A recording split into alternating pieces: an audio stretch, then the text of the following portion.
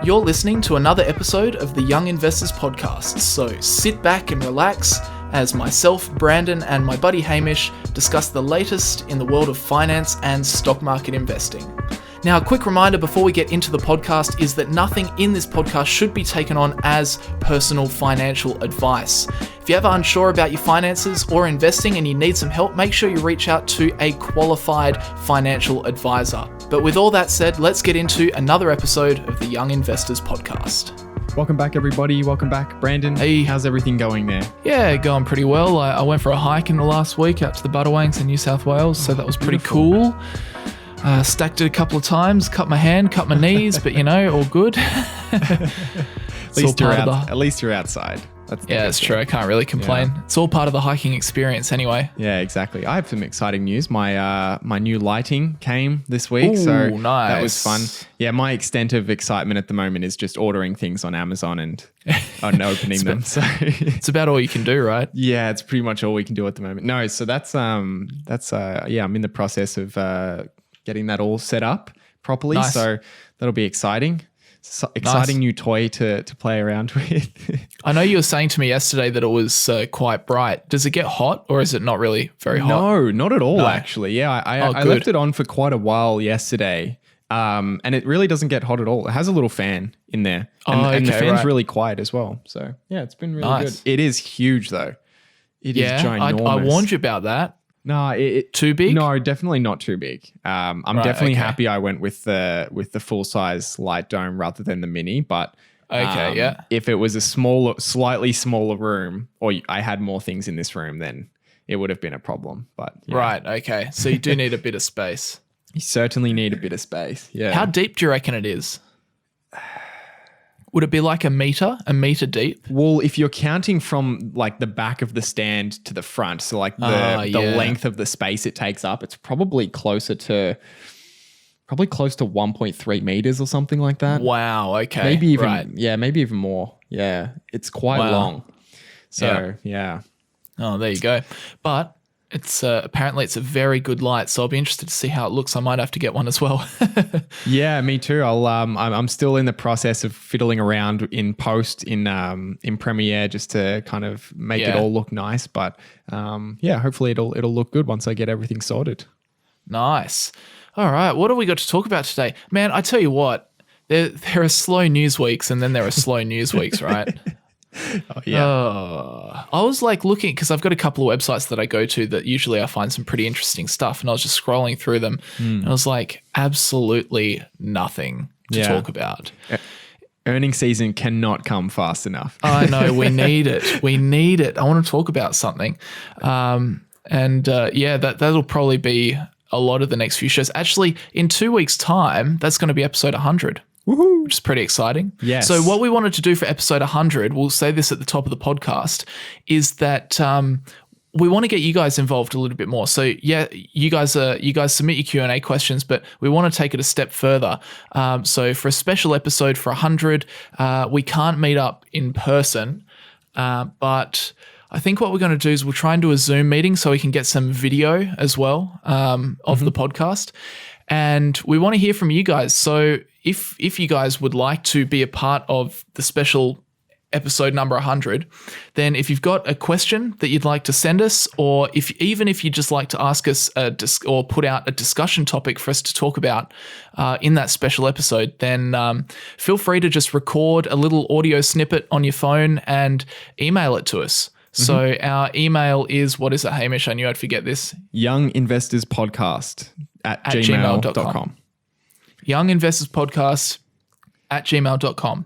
Yeah. So we want to hear from you guys. I think that'd be really cool. Like, even if you just want to put out a discussion topic, hey, what do you guys think of Elon Musk? That'd be a great one.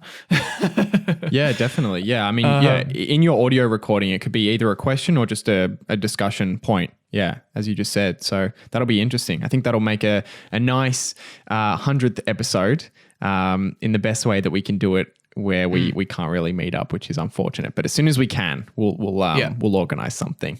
Yeah, for sure. And yeah, please don't be shy. There's no silly questions. There's nothing like that. We want to hear from everybody. So I hope that we get a couple of people calling in. Otherwise, this is going to be a big fail.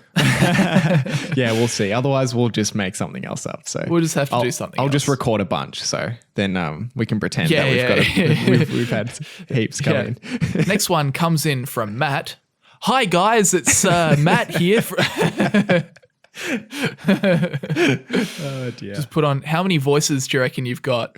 Not many. Not many? No, I could probably We'll do just like try 4. and put on different accents. Yeah. Do you have any good accents? No. And I'm not going to attempt any. No. At all. You want to save yourself the embarrassment? Yeah, exactly. Hey, Brandon. Hey, Hamish.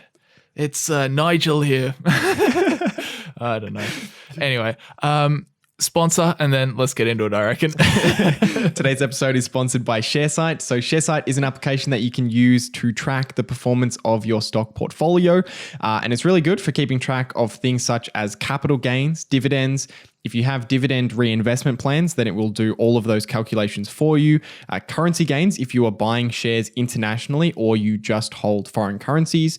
And then the main reason why I personally use it is when it comes to tax time. So Sharesight generates up to 10 different reports that can be used at tax time to easily work out things such as capital gains, dividend income, and more. And at the moment, you can try Sharesight for free by heading over to sharesight.com/younginvestors. That's site spelled SIGHT, sharesight.com/younginvestors. And if you use that link, you can get 4 months free when you sign up to a yearly subscription. So go check it out if you're interested. This episode is sponsored by Sharesight. Sharesight is an application that I've been using for over the past few years. It's pretty good. Not bad. I'm not really very good with accents. No. I'm trying to think of what. Yeah, I don't know what. Let's not do it. It's bad territory. We'll offend someone probably. Probably. The first thing we Anyway. should talk about is this Apple event, which just happened this week. Yes. So Apple unveiled their iPhone 12. Oh, which here we is, go. We really made a bet on exciting. this last week, didn't we? Yeah, we did. Or a prediction. Yeah, so last week I wanted us to make a prediction as to the price of the iPhone 12 and more really to sort of break it down. I wanted to see what Brandon thought in terms of whether they would lower the price from last year or keep it the same or increase the price. So what did you say? I say? I think you said keep it the same. Or did I you think say I said increase? I said it was either going to be the same or more expensive. Or and I think increase you were the slightly. opposite. I think you were Yeah. either the same or cheaper. Yes. Yeah, exactly. And I think at the end, I think that's pretty much what we said.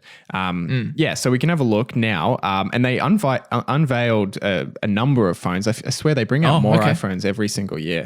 Yeah. But they have the iPhone 12, the iPhone 12 mini, which is a new version, iPhone 12 Pro, and then iPhone 12 Pro Max.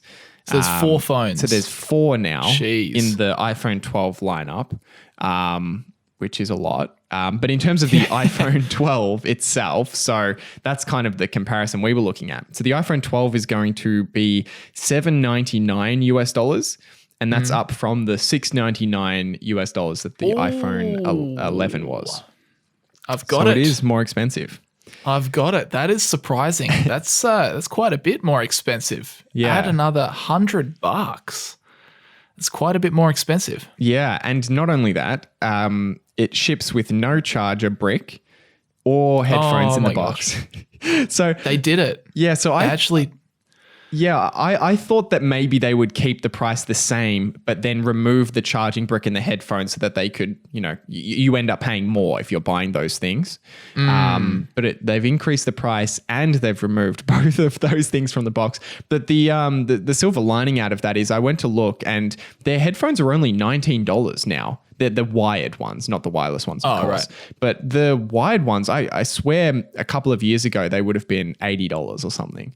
So Probably, I think yeah. they've dropped the price on them substantially. So that's the silver lining. But they still chose to increase the price, even There we though go. we're in the middle of the worst recession since the Great Since Depression. the Great Depression.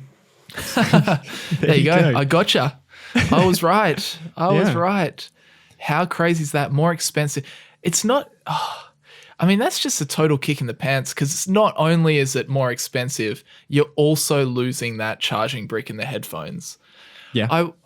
I was so skeptical as to whether they were actually going to do it. Like, even when I first heard the rumors that they're not going to include the charging brick anymore, I was like, oh, yeah, I could see them doing that because Apple is Apple and they are cashed up and want even more money. But I was like, are they really going to do that? So there you go. I find that crazy. So what, in the box, what are you getting? You're getting like the iPhone and the cable. And the cable, yes. So, I mean, that's it. Technically you can charge it out of the box if you have a laptop with a USB-C charger, I believe, is on the other end of that cable. Right. But no brick. And in terms of I guess at the other end of the scale, their iPhone 12 Pro Max, which is their highest model, that one is going to be priced at $1,099 which is the exact same price as last year. Oh, there you go. So they increased. So we both win. Yes, we both got something out of this. The lowest model increased and the highest model stayed the same. So there you go. Well, that actually makes sense in my head because imagine if they had pushed the most expensive, or in other words, the least affordable product even less affordable. I think that would be almost a deal breaker. So maybe they're just like, maybe at the top end we keep the price the same. And then the one that everyone buys, let's just bump up the price a little bit and make our money there instead. Yeah. And I mean, I thought it would have been insane for them to come out with a phone that was more than 2,000 Australian dollars. And I think this 1,099 US is 1,900 Australian dollars, the same as last year. So they didn't increase it over 2,000, which would have been crazy, I think. Definitely. I feel like there's a significant psychological barrier between paying $1,900 for a phone and paying $2,100 for a phone. Yeah, definitely.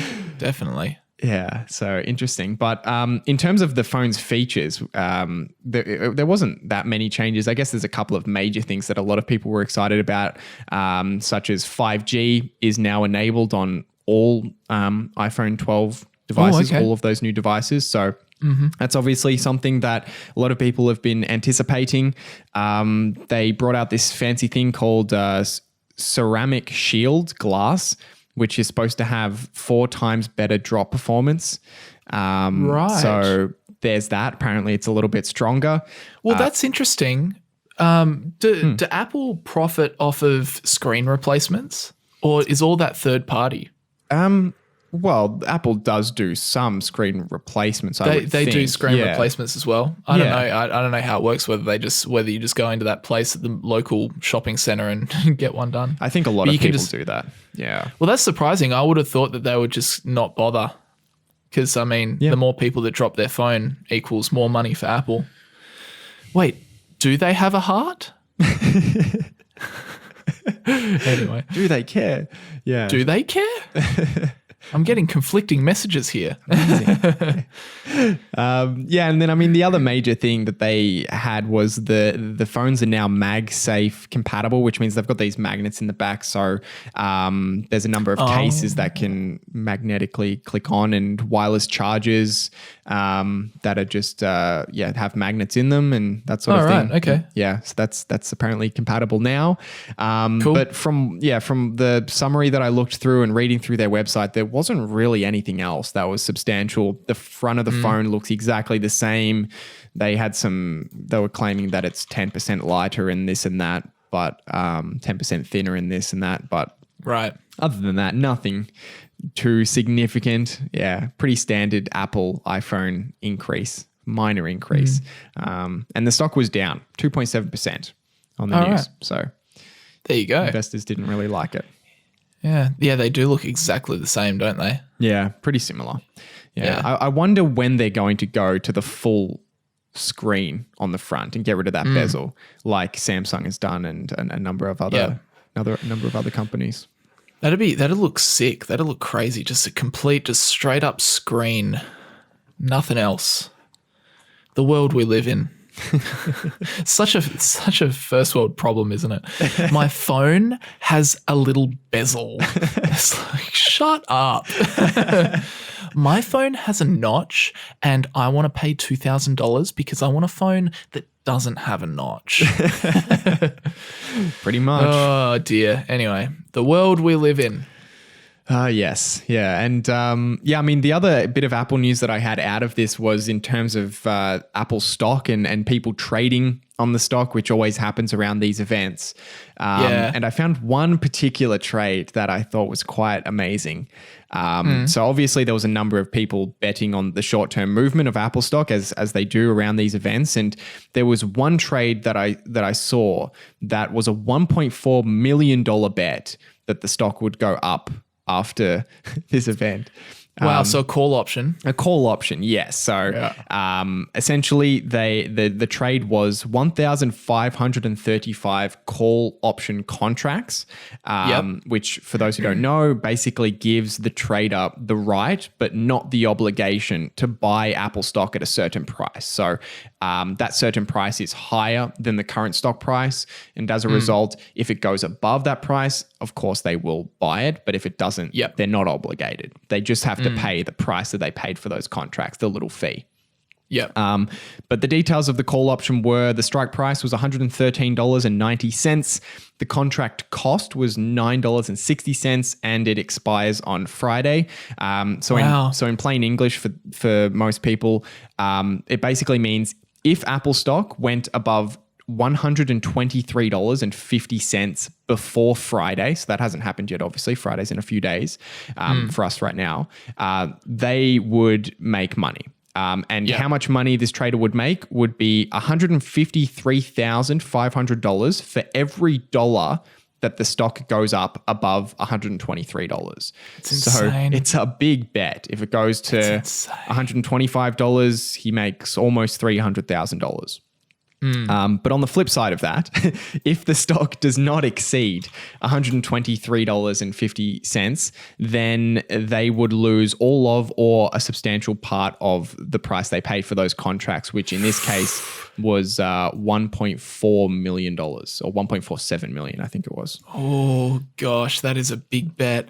And I'd be sweating bullets because right now Apple stock's at $121. Yeah, so I'm guessing that this trader probably expected the stock to exceed that during the event. Didn't happen, so he's got a couple of days for the stock to go up $2 in order to protect his losses. Otherwise, he's in a bit of trouble. But good luck. Fingers crossed. I always wonder, who are these people?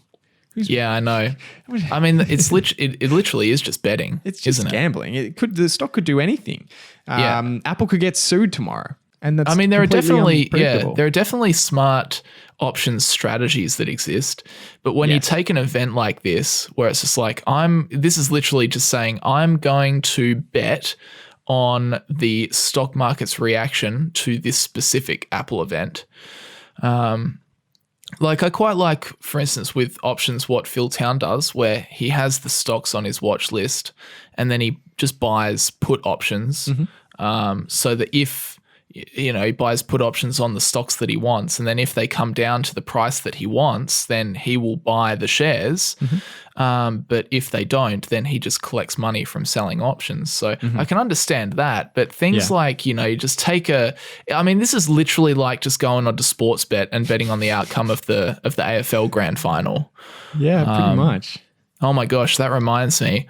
By the time this podcast goes out, I will know whether Port Adelaide is in the grand final or not. Oh. That's stressful. Oh dear. And we're playing your team too. Yeah, it'd be a big game. The Tigers. Yeah. Go the Power. Come on, Port. It's in Adelaide, isn't it, as well? It is in Adelaide. Man, fingers crossed. So right now, guys, you're listening to this podcast, you'll know whether I am currently in real time, whether I'm happy or sad. You will know. That's whether I'm smiling or frowning. That's brilliant. Wow, it's heating up. Yeah. I find it so interesting. Like, this is completely off topic, but I find it so interesting that a lot of the sports around the world have still been able to basically complete a whole season. Yeah, it's been remarkable. Like the quick thinking and the organization that they've gone to actually get like seasons done. NRL, AFL, even like looking at the Formula One where they're traveling overseas. It's crazy. Yeah, it is pretty impressive. And I mean, there's a lot of money in these sports. So it's no surprise that there was a big push to try and keep them going. Yeah, but it's been really impressive. I was very surprised that the AFL season was able to conclude in the way that it did, even though it wasn't quite perfect. That's remarkable. It was quite well done.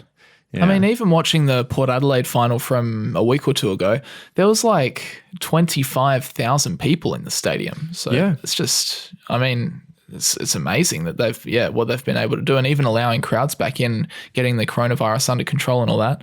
But anyway, we better save that for our sports podcast that we're recording after this.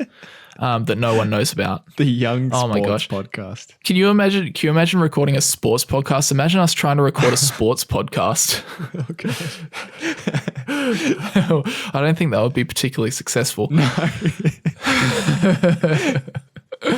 Anyway, speaking of the coronavirus though, what's happening with the Johnson & Johnson vaccine? Yeah, so the Johnson & Johnson vaccine trial, which was it is in stage 3, the final stage, has been paused as of a couple of days ago. So the study with 60,000 participants was paused after someone had an unexplained illness. So basically someone who had been a test subject and taken the vaccine, or someone who had taken the placebo. They don't actually reveal which it was. Right. One of them had an unexplained illness, and when that happens, they basically pause the study to figure out if it was the vaccine that caused it. Makes pretty perfect sense. And I mean, this is a bit of a non-story. We don't know that much about it because, first of all, we don't even know what the illness is because of patient privacy. Johnson & Johnson doesn't reveal that. Right. And then Johnson & Johnson basically said that this is a pretty normal event in a study that's this large with 60,000 people. It's pretty normal that, during the months that they're doing this study, that at least one or a few of the participants are going to get sick in one way or another, regardless of whether it's related to the actual vaccine that they're taking. And the Johnson & Johnson trial actually had, it was paused a while ago for a similar reason. So it's not the first time that it's happened, even in this single study. And Johnson & Johnson said that the study pauses usually just last a few days. So they usually just investigate, in most cases, or hopefully, it's not the vaccine that's caused. Jeez, that would be a killer, wouldn't it? Illness. Yeah. Imagine that. Imagine just the worldwide letdown that would be. Is if they actually found that this Johnson & Johnson vaccine caused some illness. That would be, imagine if they just had to go back to the drawing board. Imagine what that would do to their stock. Yeah. That'd be crazy. I mean, I would bet that if that happened, then that would have a disproportionate negative effect on their stock. Oh, you would think so, yeah. I reckon it would wipe out like 10, 20% off their stock, even though it really, in terms of their revenue, it wouldn't have probably too much of an effect at all. Yeah. Well, I would imagine that a lot of investors are banking or betting and investing in companies like Johnson & Johnson or Moderna based on the idea that they will get a vaccine and be able to then sell it to countries around the world. But yeah, it's kind of an interesting thing.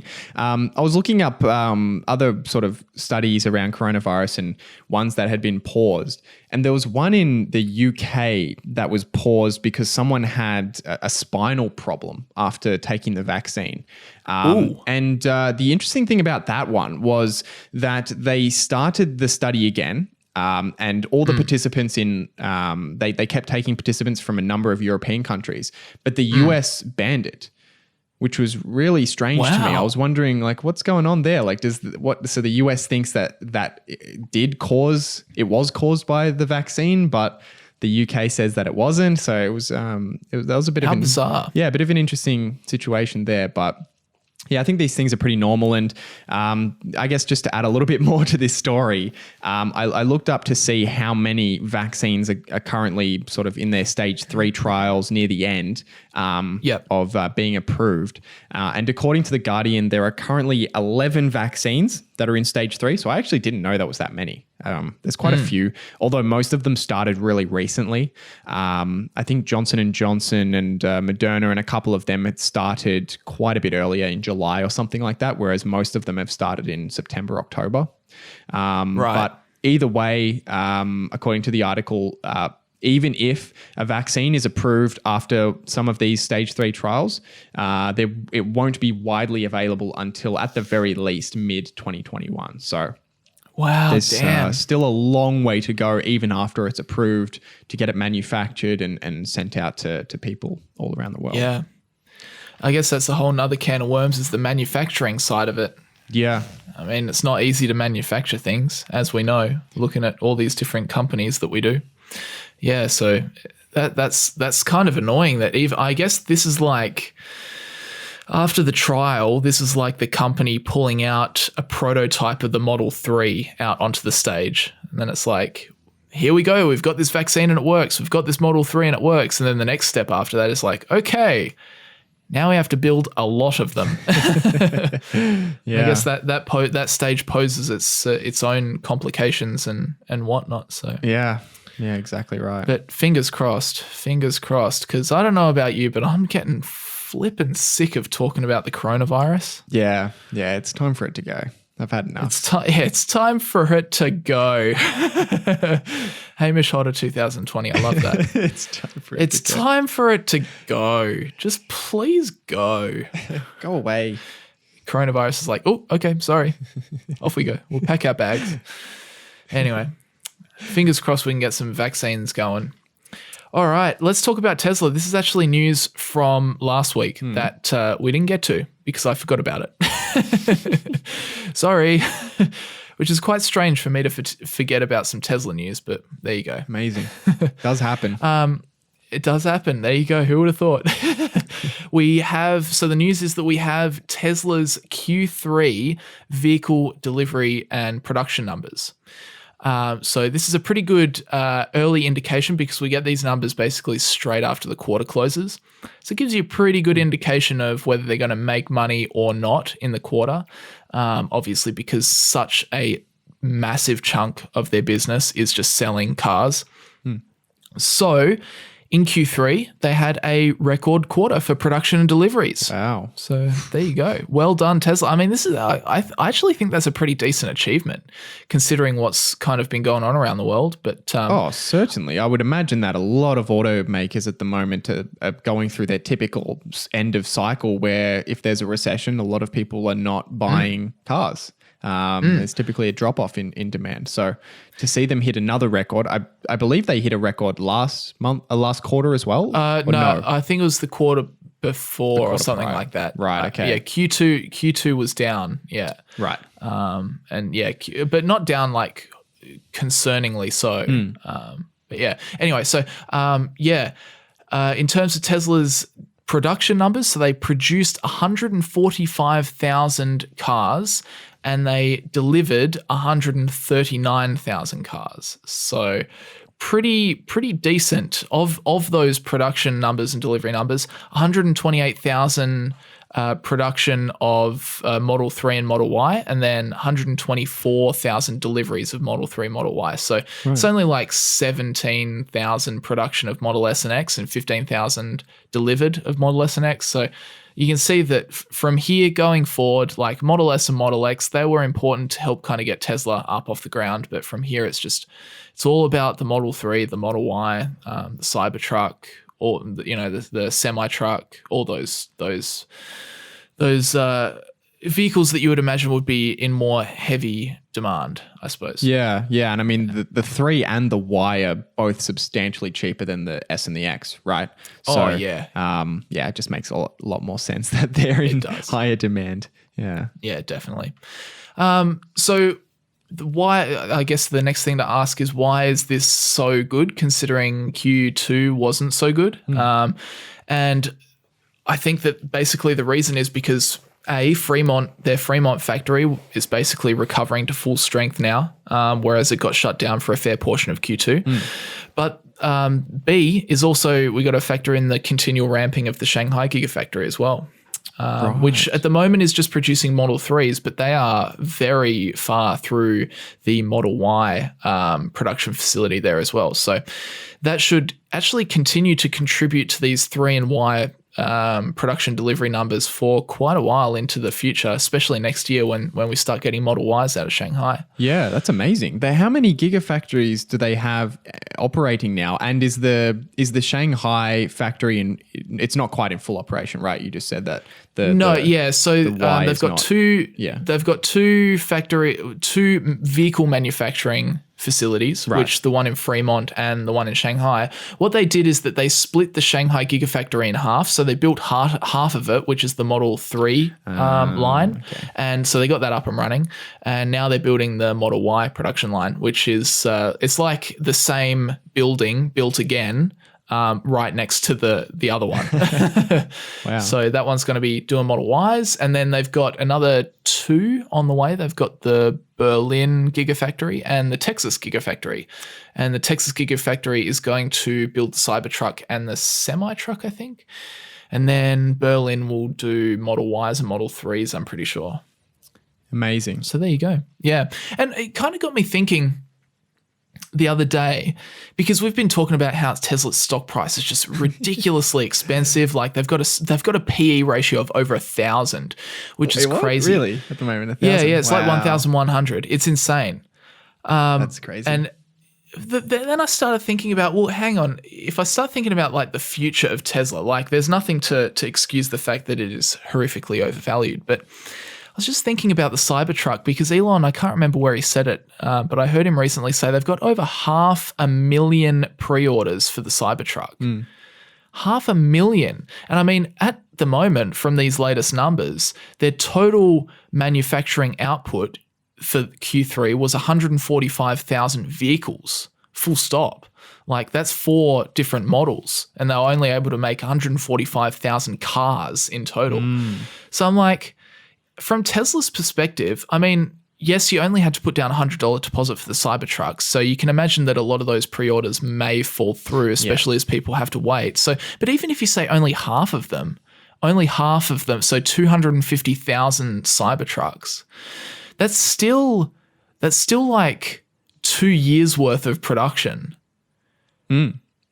Of like, and that's like almost considering their total manufacturing output. It's not quite 2 years worth, but I mean the total production is based on 2 gigafactories. Cybertruck's just going to be 1 gigafactory. So Cybertruck is going to be keeping them busy for a long, long time. So it makes me think that there's a lot of, if you keep that run rate of 145,000 cars per quarter of the SX3 and Y, then you add in that Cybertruck, that's going to keep them busy. It almost looks as though their revenue is fairly well set in stone for the next few years because they've got the pre-orders. They just have to kind of get to building them, I guess. Yeah, they've kind of just got a bottleneck of their ability to produce vehicles. And I guess they're doing their best to reduce that bottleneck. But exactly right. Yeah, it's really interesting. It is really fascinating. Yeah, it's a fascinating story because the demand is clearly there. It's just one of those industries where it's very difficult for them to scale early on. So even if the demand is there, it's physically just challenging to build the factories and set up the locations required to meet that demand. So it's a fascinating story. So that's kind of, that got me thinking the other day, which is kind of interesting. It kind of, I suppose having that like so many pre-orders does justify the stock being expensive based on what their earnings are right now. But even having said that, I do not think it justifies a PE ratio of 1,100. No, it doesn't. I would love to see, I would love to do this calculation. I wish I had done it before this, but I would love to see the calculation for the growth in earnings required or the level of earnings required. Yeah, true. For that to bring it back down to like a 20 or a 30 or something. Yeah, well, even just to be positive on your investment if the PE was at a 10 or a 15 or a 20 or even a 40 if you want to go with the people saying that it's going to be valued like a tech company, then go with 40. But even at 40, you're bringing a PE down from 1,000. So that earnings better damn grow. It better. And it better grow a lot. So I don't know what the figure is, but it would be an insane growth rate.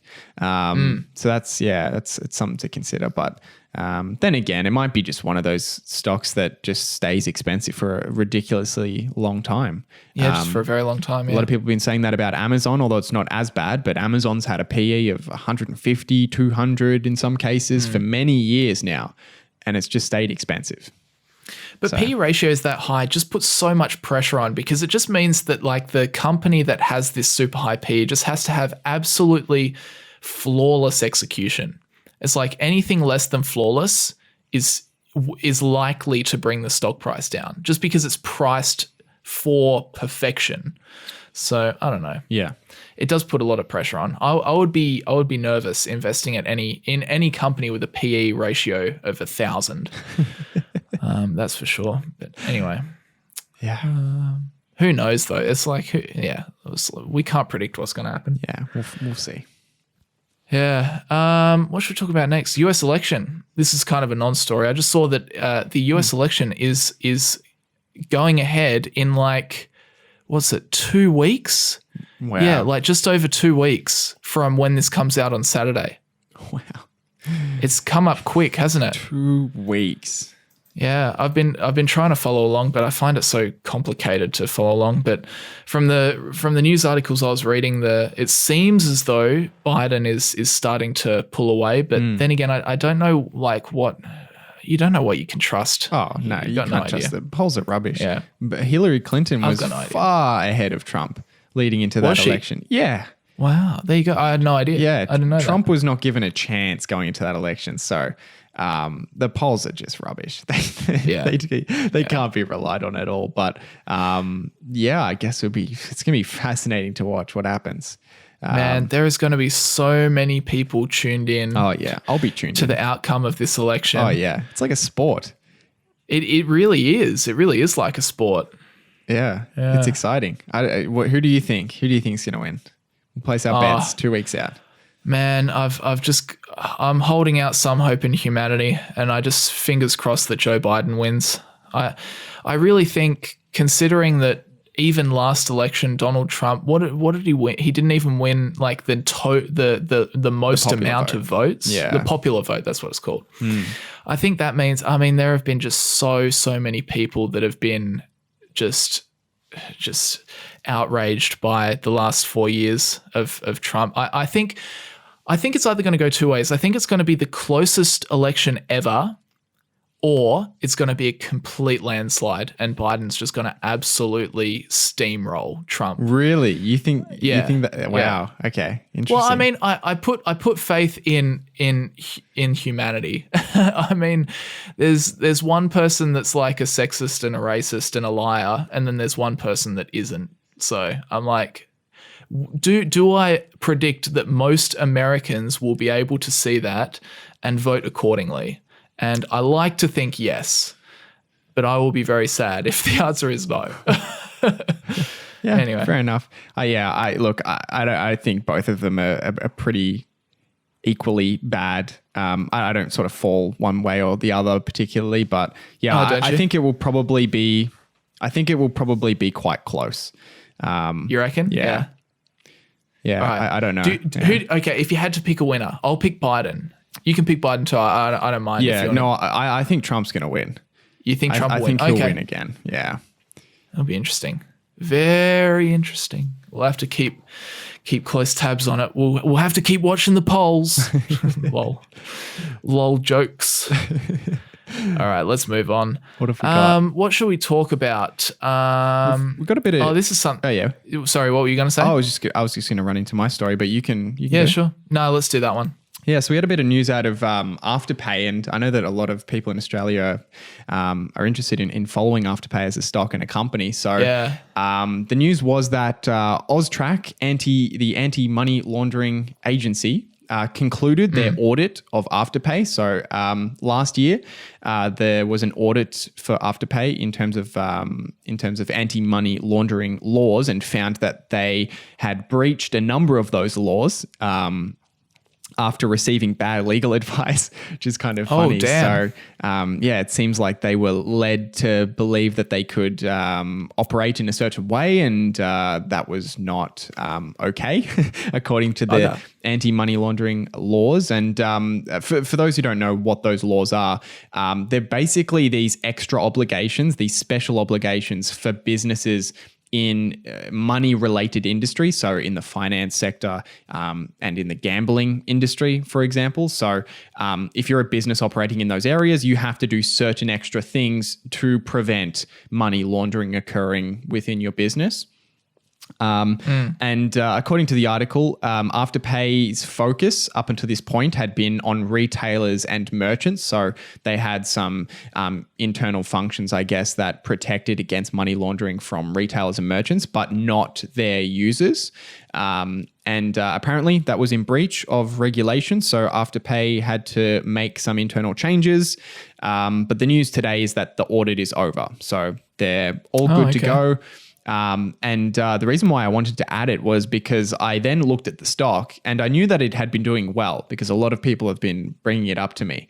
But I'd never actually looked for a long time. It's been going crazy. Goodness, it's had a good year. It's doing a Tesla. It must be. It must be on par, or maybe even a little bit better than Tesla's performance this year. Since March, it's up almost 1,000%. 1,000%. Wow, 1,000%. Imagine just going 9x, 9 or 10x in 10x almost 6 months. Not even 6 months. 6 months. Jeez. Yeah, man, that's like hindsight, man. Imagine if you could just see these things coming in the stock market. yeah. I mean, but I guess if you could see them coming, then they wouldn't happen. Yeah, because exactly right. Oh dear. Yeah. Wow. 10x since March. Yeah. And since 2015, up 3,200%. So Holy it's been smokes. good 5 years for the company. That's unreal. Yeah. That is unreal. Man, it just when you hear about stories like this, it automatically makes you think, oh, what if I had put, my net worth into this stock and how rich would I be? You can't think like that. Don't think like that, Brandon. Don't think like that. Bad. Bad, Brandon. Yeah, stop. Yeah, no, it's, man. It's just gone gang. It's the one that everyone talks about here in Australia. The big Australian growth company. Yeah. They always talk about Afterpay. Yeah, it's kind of the major. It's kind of the face of speculative investing in Australia. Yeah, because when I look at the business, it doesn't sound that revolutionary. It's just like, what do? They offer a service where instead of paying the full price, you can pay the price of the item you want over 4 installments. It's like, that does not sound like the most groundbreaking of business ideas I've ever heard. Yet it's excited investors to no end. And even despite a lot of other companies now, even PayPal is now. I remember when we first started talking about Afterpay, that's what we were saying, right? We were wondering when PayPal would just come out and do the same thing and just dominate the US market. Yeah. But despite other companies coming out and offering similar kind of products or services, then Afterpay has still continued to surge. It's a very interesting case study. Yeah, definitely. Here's the amazing thing. So the price for the whole business, the market capitalization, is $28 billion at the moment. 28 billion? And right, okay, yeah. At the moment, in 2020, they did $500 million in revenue. So you're talking about a stock that is close to 60 times its sales.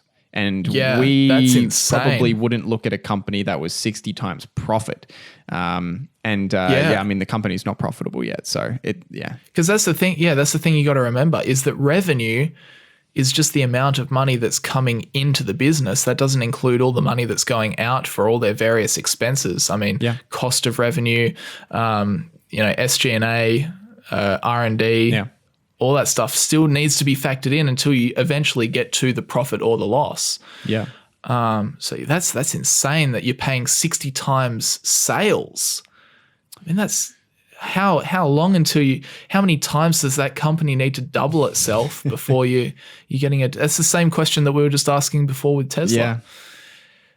How many times does it need to double itself before it actually becomes a reasonable investment? That's just crazy. Yeah. Anyway, pretty impressive company. Just in 2017, its revenue was 23 million. It was a baby company just a few years ago. So they've definitely done well. Well, they've grown extremely well. I mean, 3 years they've gone from 23 million in revenue to $500 million. So they've done extremely well. But yeah, and I guess investors are just expecting that growth rate to continue for quite a while into the future. Yeah, exactly. Yeah. I wonder if we'll ever get a stock that is like so overvalued that it'll be like so speculative that it'll be like, this company needs to produce like the entire GDP of the United States just to be like a good deal. I wonder if that like something crazy, that a stock becomes so speculative that we'll ever see something like that. Like an Australian company needs to have revenue of more than Australia's GDP to make it a good buy or something crazy like that. That would be insane. I'm sure it'll probably happen one day. Yeah. With Robinhood out and about, we'll see it. We'll see it one day.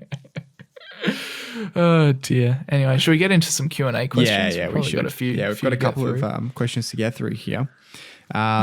So, first question I'll post to you. Love the podcast, sure. Boys. Got a quick question. Why would a company like Amazon, for example, not split its shares? What are the benefits for keeping its share price so high? Thanks, Ash.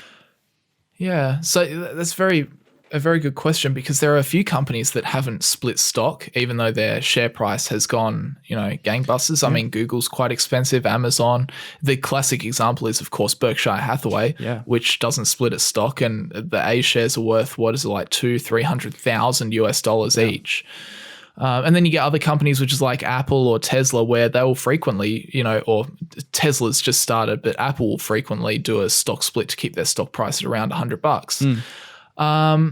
I don't think it matters too much, because 80% of the market is institutional money, and they've got so much money that they don't need the stock price to be, $100. It doesn't matter whether the stock price is like $1,000 or $100 to them, because they've got like millions and millions of dollars that they're sinking into these companies.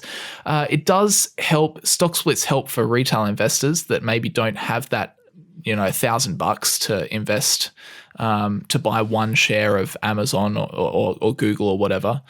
But why would they not split their shares? I think probably it would be down to kind of what Warren Buffett says, is he doesn't like his A shares to be traded.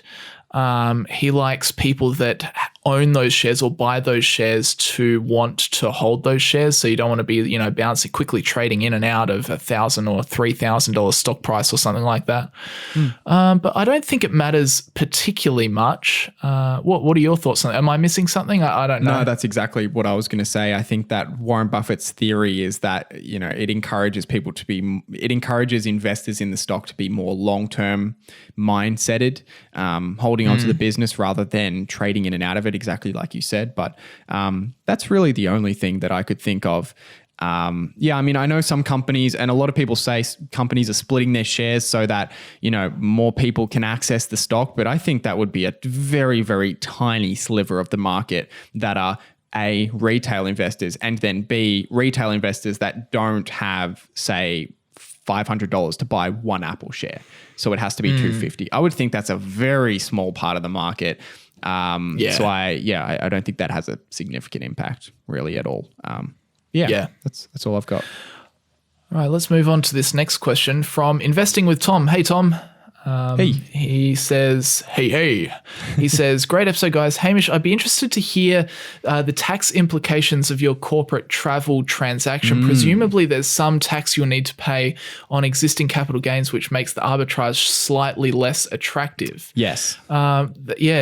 Is that something I'm probably the type of investor that would have completely forgot about the tax portion of what I was doing, and then accidentally made a horrible move. Yeah, exactly. Is this something that came across your mind? Yeah, it was. And I mean, tax is something that can be easy to forget, but that's why I wanted to, and I will be putting together a video breaking down all of the expenses, because it's not as simple as, buying at 17, selling at 13. I have brokerage costs. there's tax that I have to pay. And that tax rate may differ depending if I'm doing a short-term capital gain in Australia versus a more than 12 months long-term capital gain. So there's a few things to consider around that. And without boring you guys with tax details in this, and as I said, I'll make a video on it. Capital gains tax does have a significant impact on the transaction, and if you're not careful, it can mean that you can lose money on that transaction. So you have to think about it. In my case, the shares that I was selling were shares that I had purchased, at least for some of them, were shares that I had purchased at a similar or higher price when I originally bought them. So in those cases, for some of the shares I was selling, there actually wasn't capital gains tax, but there still was some impact. The impact was just relatively low. But yeah, I'll make a video on it and I can break down the exact gain on the investment after brokerage fees, after tax and all of that. Yeah. Yeah, that'd be good. I'm keen for that video. I'm keen to see how it all plays out. That'll be a good one. Yeah, it won't be for probably another week or so. And it's still, I guess it still needs to all be finalized, right? Yeah, so the time for the issuing closes on the 15th of October, but then the outcome of the raising is not revealed until the 20th. So until the 20th, I won't actually know whether I've been able to buy all of the shares that I applied for or a portion of them or none of them. So after that date, I'll be able to settle everything and then I can put together the video. All right, let's move on to this next question. Hey guys, is it the industry norm to include the portion of your portfolio that is in cash when calculating an annualized portfolio return? Yeah, that's true, because you don't really hear about how much cash people are holding, do you? You kind of just hear about what their portfolio returned. Yeah, I actually don't know if it's an industry norm. I would assume. Yeah, I don't know. I would assume it would be. I hope it is. But if it's not, it should be. Because for sure. It obviously impacts your overall return. If you have cash, then that cash might be earning 1%. And that's bringing down the returns that you're getting of the proportion that's invested in the stock market. So if you're wanting to calculate this for yourself, you really should be comparing the value of all of the assets in the portfolio, whether that's cash, stocks, or some other assets, and then comparing that value at the start of the year to the end of the year, not just the increase in the stocks in the portfolio. But if you're releasing that information publicly and making a YouTube video about it, if the stock market is going up, don't include your cash. But if the stock market is going down, definitely include your cash. Correct. Or even better, what you can do is you can have 10 different portfolios. Don't show all of them. Yes. And if one of those portfolios does well, that's the one you share in the video. And then that's the one that you show on the screen. And if one is doing terribly, you just forget about it. Don't worry about it. Oh my gosh, Hamish, that is such a genius idea. There's more YouTube income coming in. You can make that 11th, 12th, 13th, 14th portfolio and no one's ever going to check because you have 10,000 what you could videos do on YouTube. Is you could take the results of your portfolio and you could edit them in Photoshop. Oh, genius. Oh, that's genius. How sad. I hate that that's a thing. I know. God damn it. God damn. Oh, you're going to make my blood boil if we keep talking for too much longer. The YouTube finance space. Full of interesting stuff. And it's only going to get worse because it's become very competitive to make finance. Yep, it's so saturated now. So sometimes I just look up, I just search big terms for finance just to see some of the smaller channels and what videos they're creating, and you're starting to see a lot of really clickbaity stuff that is just required if you're trying to compete against bigger channels. I cross my fingers and I hope that in the long run, honesty comes out on top and people that end up being snakes just lose, get found out and lose. That's what I'm hoping for. But it certainly seems to be the way to get more views on your videos, just to lie about how well you're doing in the stock market. Who would have thunk it? Anyway, watch out for those people. I mean, the people that watch us are pretty smart, pretty clued in, so I don't think we need to tell you guys anything, but it's just sad. Yeah. It's just sad. Fake it till you make it. That's a very dangerous word to tell a finance YouTuber. Oh dear. A very, very dangerous phrase. Anyway, should we finish up there? Yeah, we can finish up there for today. Nice. Yeah. Thanks for joining me, Hamish, and thanks everyone for listening. Remember, we really want to make episode 100 something special, something cool. So if you're on the fence, maybe I won't call in, maybe I won't leave an audio snippet, please just do. What we really are trying to avoid is coming to episode 100 and having like maybe 1 or 2 audio snippets to put in there. So yeah, if you have a question or if you have a discussion topic, something that you just like us to talk about, then just let us know.